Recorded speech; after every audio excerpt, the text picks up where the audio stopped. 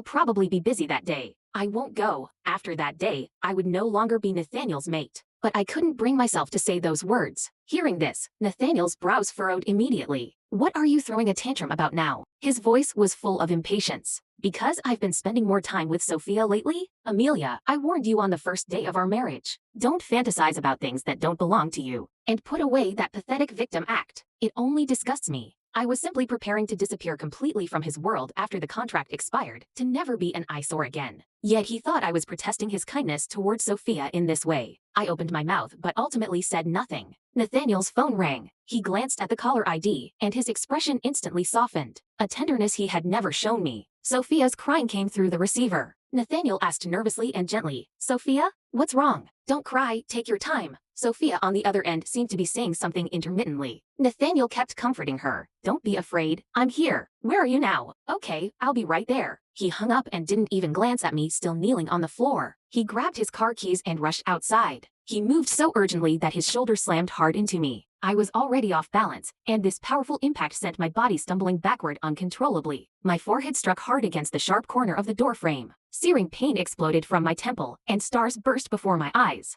But Nathaniel's figure had already disappeared outside the door. He rushed into the cold night without even a backward glance. The huge house instantly fell silent. I supported myself against the wall and slowly stood up. The pain at my temple made me dizzy. I walked to the mirror in the entryway and looked at the pale-faced woman in the reflection. I wore a blue floral dress, looking docile and harmless. But I wasn't always like this. I was my father's favorite child, inheriting his combat talents. I could shift at 16 and beat down those guys who drooled after me. I never imagined becoming someone's mate, bearing his children, managing a household. For 4 years, I had disguised myself as a weak, unthreatening woman, all to win Nathaniel's love. It was laughable, but I had to do it to maintain the alliance between our packs. I was an alpha's daughter. This was my duty. At least it would all end soon. It wasn't until late at night that my phone rang. It was Nathaniel. I answered. His voice came through, completely flat. "Come to the hospital." I instinctively asked, "What happened? Are you hurt?" "Come and you'll see." The call was mercilessly disconnected, leaving only the cold dial tone. Without thinking, I grabbed a coat and rushed out. The night wind was freezing. I drove at top speed all the way. What could have happened? Was it an accident with Sophia?